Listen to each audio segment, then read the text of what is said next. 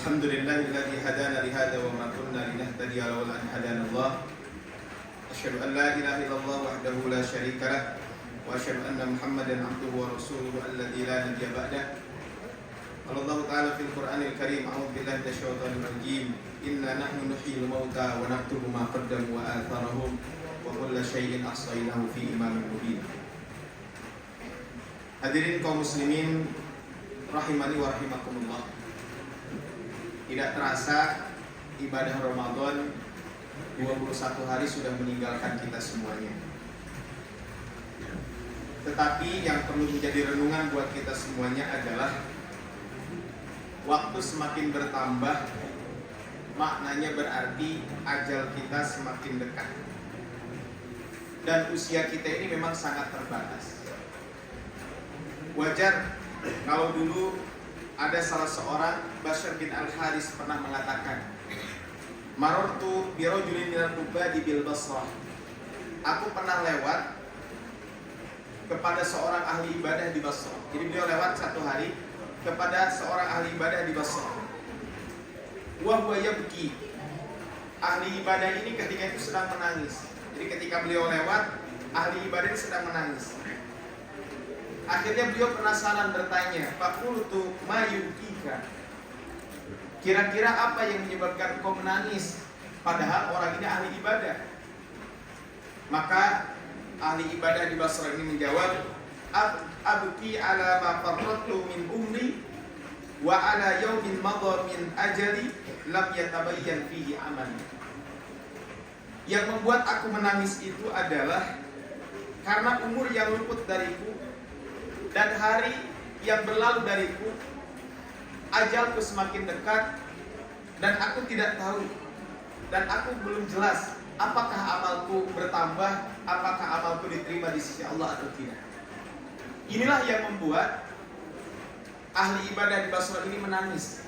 Hari bertambah artinya berarti apa? Kematian akan semakin dekat kepada kita semuanya.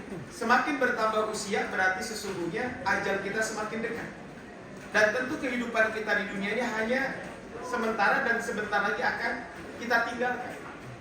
Oleh karena itu kaum muslimin rahimani wa rahimakumullah, ketika kita meninggal dunia, tidak ada yang bisa menolong kita semuanya kecuali satu, yaitu amal ibadah yang kita tinggalkan, yang harapannya walaupun kita sudah meninggal dunia, maka amal itu pahalanya tetap mengalir kepada kita semuanya. Makanya di kesempatan kali ini saya akan menyebutkan beberapa amal yang Rasul SAW sampaikan. Amalan ini jika kita konsisten melaksanakannya, jika kita melakukan amal-amal ini, maka insya Allah bekas amal-amal itu akan terus mengalir kepada kita walaupun kita sudah meninggal dunia. Apa saja amalan tersebut? Pertama, hendaklah kita menjadi pribadi-pribadi yang soleh. Kenapa Bapak Ibu yang dirahmati Allah Subhanahu wa Ta'ala, kita ini harus menjadi pribadi yang soleh? Karena ketika kita menjadi pribadi-pribadi yang soleh, maka kita ini akan mendapatkan doa dari orang soleh yang lainnya.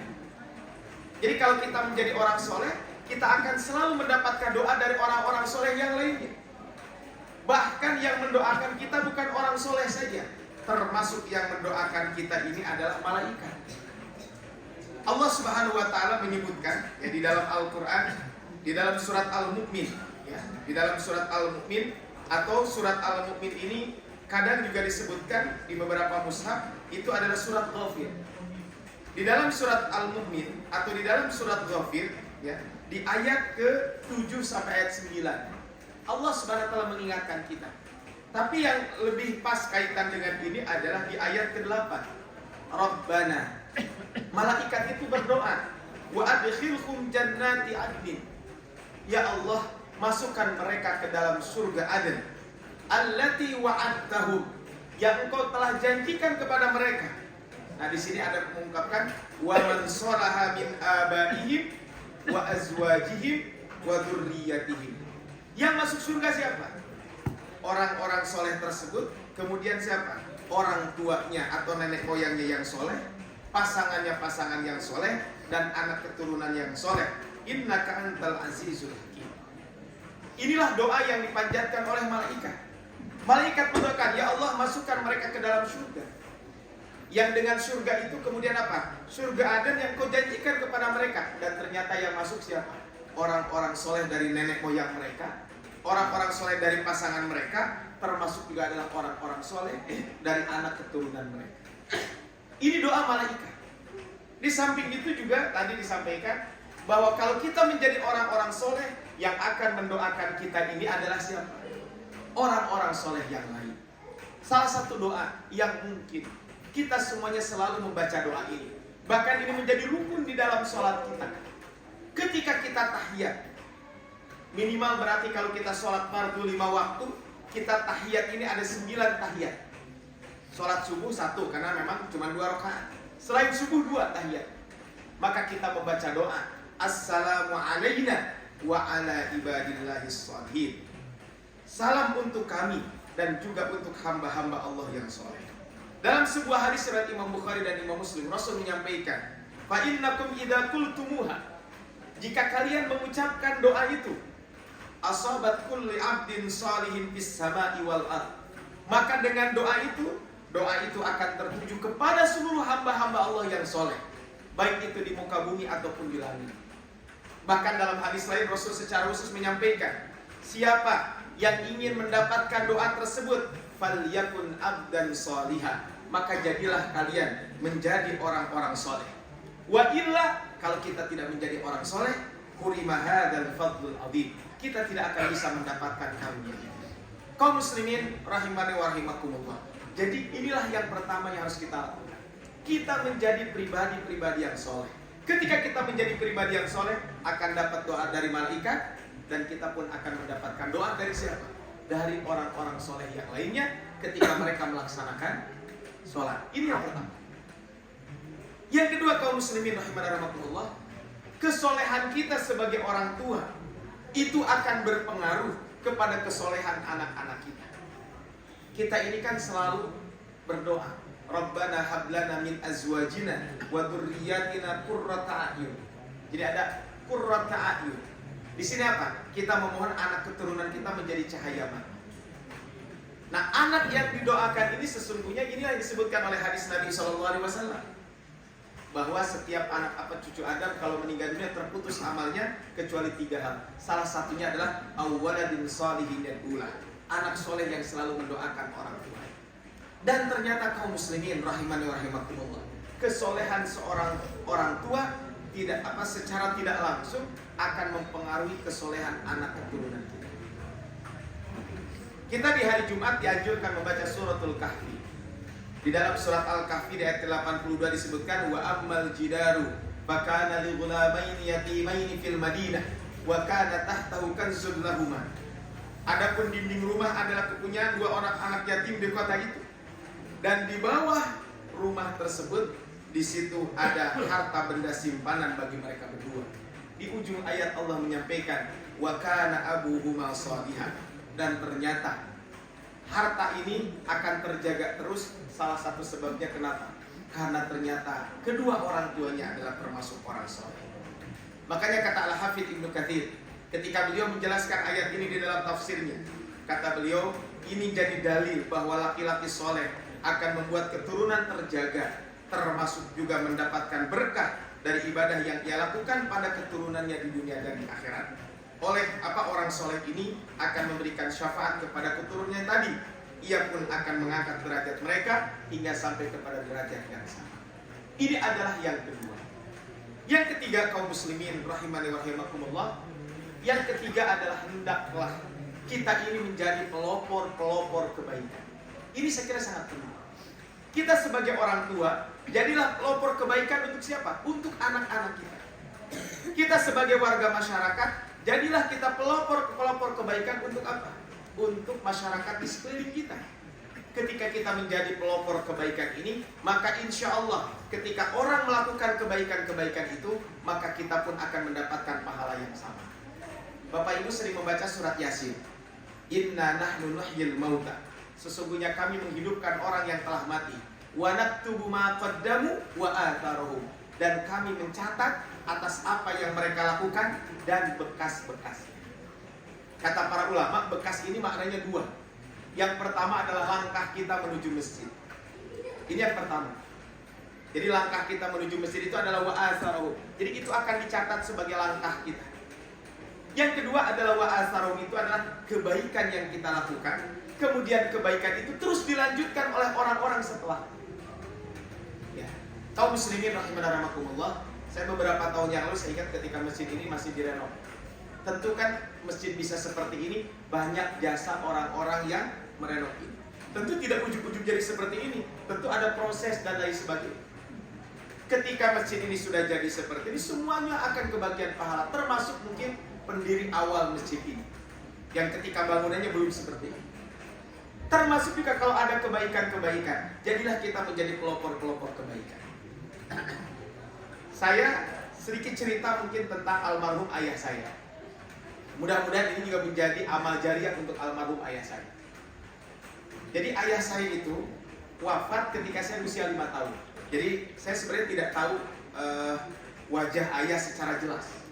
Karena usia 5 tahun ayah saya sudah wafat. Maksudnya saya usia 5 tahun ayah saya wafat.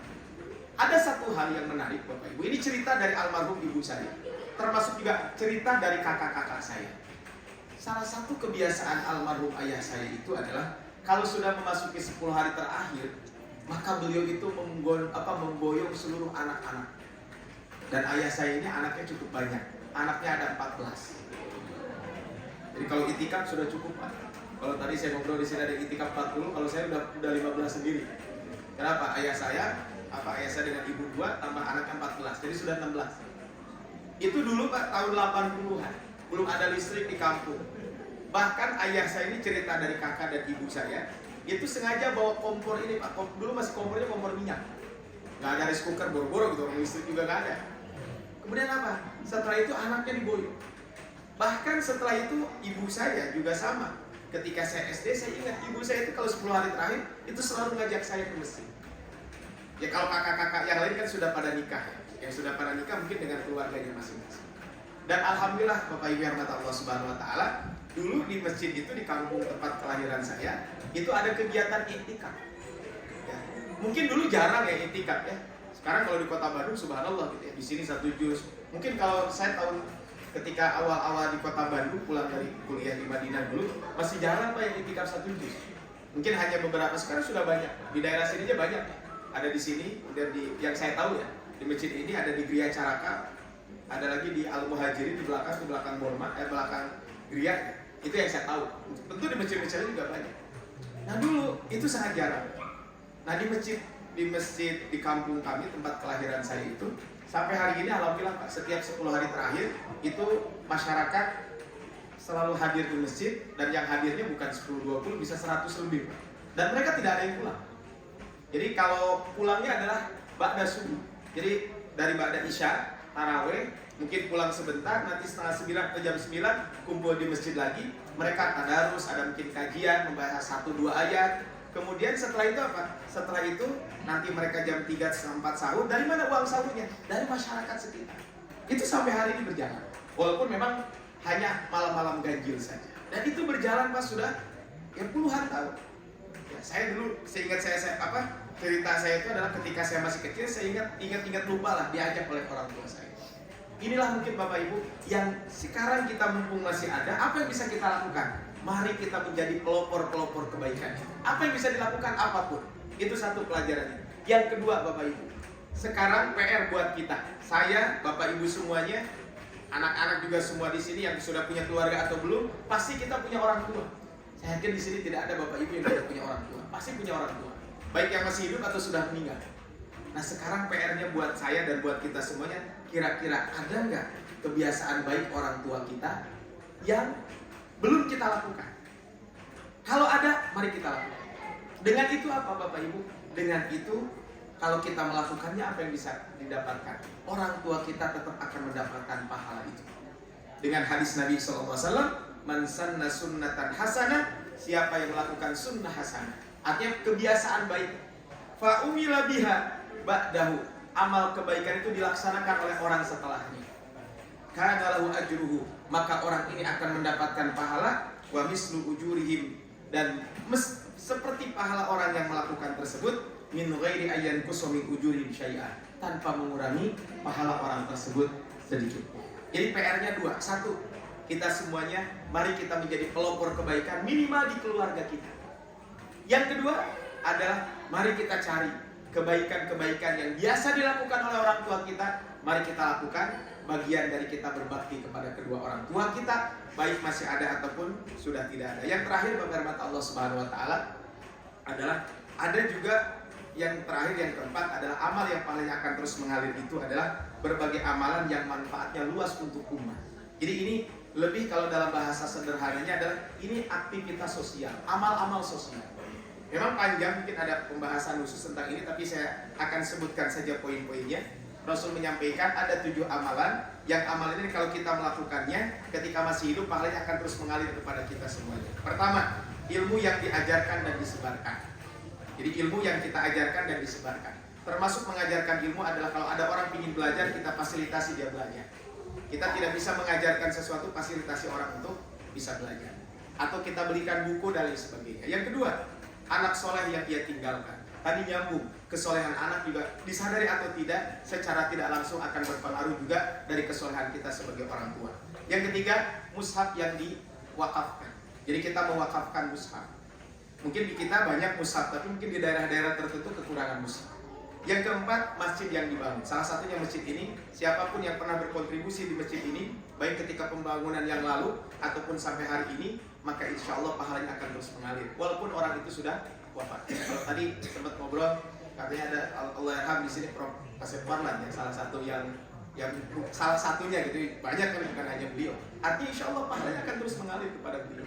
Ya tentu siapapun yang berkontribusi sedikit, sebesar atau sedikit akan berpengaruh. Yang kelima, rumah yang dibangun untuk Ibnu Sabil, atau dalam bahasa sekarang mungkin rumah singgah. Kan di kota Bandung ini ada rumah sakit Jawa Barat, kadang orang kesulitan apa? Ke rumah sakitnya gratis, tapi untuk nunggunya. Saya punya teman istri saya dulu, Allahyarham sudah wafat, itu beliau harus kemo. Kemo itu bisa seminggu sekali atau 2 minggu sekali. Nah, untuk kemo itu kan kemonya gratis, tapi kan masalahnya nunggu gitu ya, dari jadwal kemo, kemudian setelah nanti nunggu rujukan lagi, itu butuh tempat yang bisa kita membangun itu. Yang kelima, yang keenam adalah sungai yang dialirkan. Artinya jangan sampai buang sampah sembarangan. Ini mungkin konsep Kang Tisman dan lain sebagainya salah satunya. Ya sungai, bagaimana sungai itu airnya tetap mengalir. Yang ketujuh adalah sedekah yang ia keluarkan dari harta ketika ia sehat dan masih hidup. Walaupun ada hadis lain menyampaikan bahwa salah satunya adalah menanam pohon. Maksudnya adalah menanam pohon kurma, tapi kata para ulama, pohon apapun yang ditanam insya Allah akan berpengaruh. Sebagai penutup, Rasul menyampaikan, man thala umruhu hasuna amaluhu. Orang yang paling baik itu adalah orang yang usianya panjang dan baik amalnya. Semoga Allah Subhanahu wa taala memudahkan kita untuk melaksanakan berbagai amal kebaikan, wabil khusus di 10 hari terakhir bulan Ramadan ini, dan semoga kita semuanya, walaupun kita sudah meninggal, kita tetap punya tabungan amal kebaikan, dan amal-amal tersebut salah satunya adalah amal yang pahalanya terus mengalir kepada kita semuanya. Hadanallahu ikum ajma'in, wallahu muwaffiq ila aqwamit thoriq, nasrul minallah wa tawfiq ila siratal mustaqim, wa basyiril mu'minin. Assalamualaikum warahmatullahi wabarakatuh.